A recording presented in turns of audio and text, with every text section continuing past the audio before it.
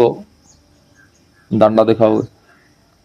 और आपका बच्चा का जो सवाल रहा वो कॉलेज से लेके स्कूल से लेके सर्विस तक, सर्विस होने के बाद हर जगह आपको फंसाया जा रहा है।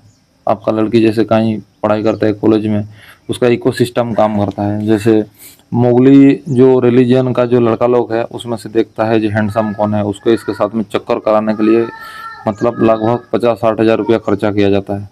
तो इनका जो मोगली का जो सहेली होता है, जो भाई बहन टहन होता है, उनको कॉस्मेटिक का सामान दिया जाता है इसको पटाने के लिए।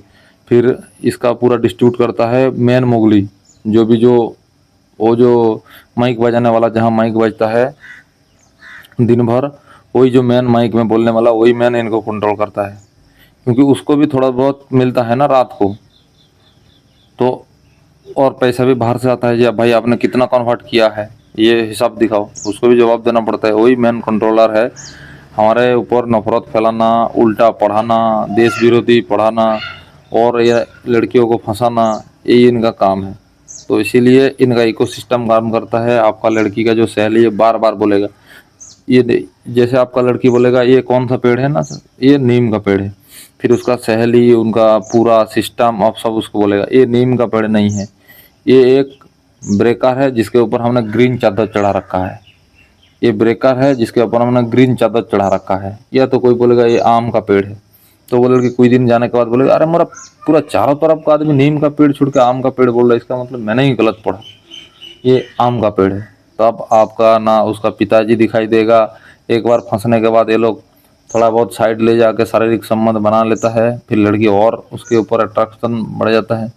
फिर धीरे धीरे धीरे धीरे वो अपना छोड़ के फिर दूसरे के पीछे पड़ जाता है। तब ये उस लड़का के पीछे घूमता रहता है दिन भर। पैसा है तो पैसा लूटने लगेगा उसका पिताजी का, पैसा नहीं है तो धर्मांतरण के लिए दबाव दिया जाएगा। ये इनका एक मकसद है। आप लोग सोचोगे ये सब आदमी नहीं है, ये 99.9% आदमी होता है। इसलिए हमको पंगा लेना, हम जन्म से ही बच्चे को सिखा देते हैं भाई कहीं भी प्यार करो, जात पात धर्म छोड़ो, अपना हिंदू धर्म में रहो, कम से कम सेफ रहेगा। ये छोड़ दो, अब नौकरी में आ जाओ। नौकरी की बात बता रहा हूँ। नौकरी में क्या होता है, जैसे मान लीजिए कोई ऑर्गेनाइजेशन है, कोई ऐसा इंस्टीट्यूट है जिसका ओनर मोगली का बिरादरी का है, या तो अपना स्लो पॉइजन का है। तो स्लो पॉइजन वाला आपको माला पहनने नहीं देगा, आपका बिंदी लगाने नहीं देगा, हाथ में पहनने नहीं देगा। तो धीरे धीरे इनका माइंड में ये डाला जाएगा कि आप लोगों का धर्म बहुत कमज़ोर है, अब धीरे धीरे हमारे धर्म में आ जाओ। तो उसमें से वो पढ़ाई करते टाइम में वो जो इंग्लिश मीडियम जितना भी होता है वो सब पढ़ाई करते टाइम में उसको भी दिमाग में यही फितूर डालेगा। जब तक कोई जागरूकता नहीं है तब तक ये वो लोग कन्वर्ट करता रहेगा। बाकी दूसरा ये मोगली वाला टीम भी उस बिरादरी का तो है ही। बाकी जो ऑर्गेनाइजेशन में जिसका हेड रहता है उसका, मान लीजिए किसी भी जगह का कोई भी, मान लीजिए शॉपिंग मॉल है, जैसे मान लीजिए मोगली शॉपिंग मॉल है, तो उसमें से पूरे का पूरा लड़का भर्ती करेगा मोगली का बिरादरी का, और जितना लड़की का जो स्टाफ भर्ती करेगा वो हिंदू का भर्ती करेगा। एक क्या रहेगा उसका, एक पैसा का कुछ दिन चलने के बाद उस लड़की को थोड़ा सेटलमेंट बनने के बाद उसको दबाव देगा, इससे प्यार करो नहीं तो नौकरी से हटा देंगे, उसको प्यार करो नौकरी से हटा देंगे, ये लड़का बहुत अच्छा है, तो वो फंसाता रहता है। और हमारा तो भाई हिंदू धर्म में तो वो ईमानदार है, वो तो टैलेंट देखेगा, इस टैलेंट का हमको भर्ती करना है, उस टैलेंट का भर्ती करना है। अरे जहाँ ग्रुप डी है, ग्रुप ई है, उसमें कौन सा बिरादरी देखना है? वो अभी वो जो काला वाला जो पहनता है वो उनको भर्ती करो, हमारा लड़का के साथ सेटिंग बनाओ। भाई टक्कर का चीज टक्कर में होना चाहिए, नहीं तो आप अपना रिलीजन बचा नहीं पाओगे। अब आने वाला पीढ़ी आपका खत्म हो जाएगा। आपको एक दिन ना एक दिन, जैसे हमारा इंडिया में आधा जो मोगली है वो हिंदू से कन्वर्टेड है दबाव में, पुराना जमाने में, वो भी आप कन्वर्ट हो जाओगे। फिर आपको चुपचाप बैठाना पड़ेगा। आप मोगली के अंडर में जाओगे या तो आप स्लो पॉइजन के अंडर में जाओगे, किताब वाला जो मिशनरी वाला होता है उनके अंडर में जाओगे। इसलिए अपना रिलीजन बचा लो। बहुत लंबा इसका चैप्टर है, आपको कुछ नहीं समझना है, बस आप अपना इकट्ठा रहो, एक साथ रहो, कोई भी भेदभाव मत करो। और सबसे मेरा एक ही रिक्वेस्ट है, मेरा जो बहुत ईमानदार, पूरा देश का, पूरा दुनिया का ईमानदार और सत्य, मतलब जो मेहनती जो मेरा आदिवासी भाई लोग है, हिंदू भाई लोग, उनको बचा लो भाई, मेरा यही रिक्वेस्ट है। मैं मेरा गांव को तो बचा लिया, एक दो मिशनरी आके घुसा था, मेरे को तो उस टाइम नॉलेज कम था, अभी तो मैं मेरा गांव को सेव रखा हूँ, इतना मेरा जवाबदारी है। मैं मरते दम तो गई ही रहेगा, क्योंकि मेरा ब्लड में ही वही है। मेरा गांव को मैं सेव रख लिया। मैं चाहे मेरा तनख्वाह का उनको 200 रुपया 400 रुपया दे के जैसे मिशनरी वाला देता है मैं दूंगा, लेकिन मैं उनको कन्वर्ट होने नहीं दूंगा। जितना भी फैसिलिटी है मैं सब दूंगा। कोई बोलता है इनको मंदिर में कुछ नहीं देता, कोई नहीं बोलता है। इन लोगों का क्या है, इनके साथ मिलना है, इनके साथ में अपना उनको ढारा को चेंज करना है। वो लोग पुराना दिन का आदमी है, पुराना स्टाइल में रहता है, और इसी का फ़ायदा उठाता है मिशनरी वाला। और कुछ बांग्लादेशियों ने आके इनका ज़बरदस्ती शादी कर लेता है, फिर अपना धर्म में कन्वर्ट करता है, फिर ज़मीन हड़पाता है, फिर इंडिया में बस जाता है। झारखंड का तो पूरा बुरा हाल है। ये एक सोची समझी हमारा देश के साजिश है। हमारा देश जो डेवलप कर रहा है, हमारा देश जो अच्छा है, तो ये लोग वर्ल्ड में 2 ही रिलीजन ज़्यादा है, तो दोनों में से 2 ही भाग बंटवारा लग गया इंडिया में। जब तक तो अच्छा गवर्नमेंट नहीं चुनोगे और एक गवर्नमेंट का हाथ में पावर नहीं आ जाता है, जे भाई ये अकेला किसी भी रूल को, किसी भी संवैधानिक किसी भी पॉइंट को चेंज करने के लिए उतना ताकत होना चाहिए, उतना एमएलए या तो उतना एमपी उसके पास होना चाहिए। उतना आपको ला के जब तक उनके पास नहीं दोगे, तब तक आप सेफ नहीं हो।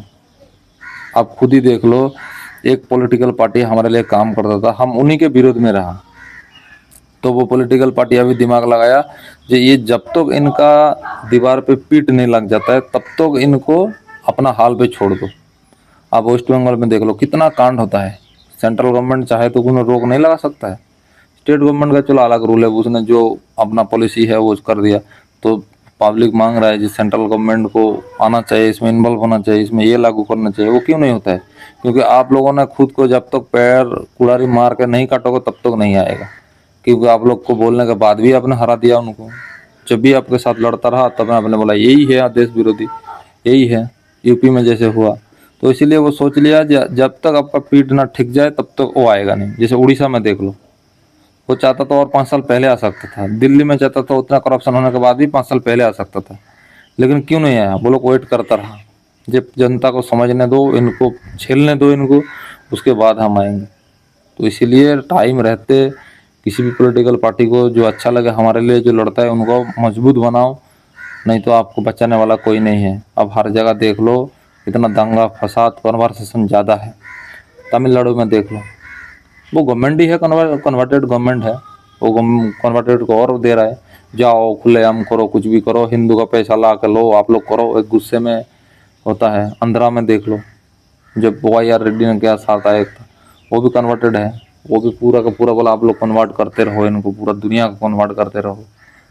हमारा एक सर था, हमारा बालाजी नाम था, वो भी कन्वर्टेड है। हमको बाद में पता चला, मंदिर में जब घुसने के लिए बोला वो घुसा ही नहीं। जबकि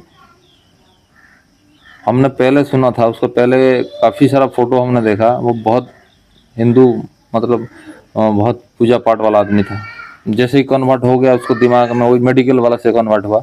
जैसे उसका कोई प्रॉब्लम हुआ था उसको मामी जी को, तो मिशनरी वाला ठीक किया, कुछ ठीक नहीं किया, डॉक्टर को दिखाया, और डॉक्टर दिखाने के बाद उसके बाद बोला आप लोग धर्म चेंज कर लो और आपको फैसिलिटी मिलेगा। ये धर्म में ठीक नहीं हो पा रहा है भाई, उसके धर्म चेंज कर लिया।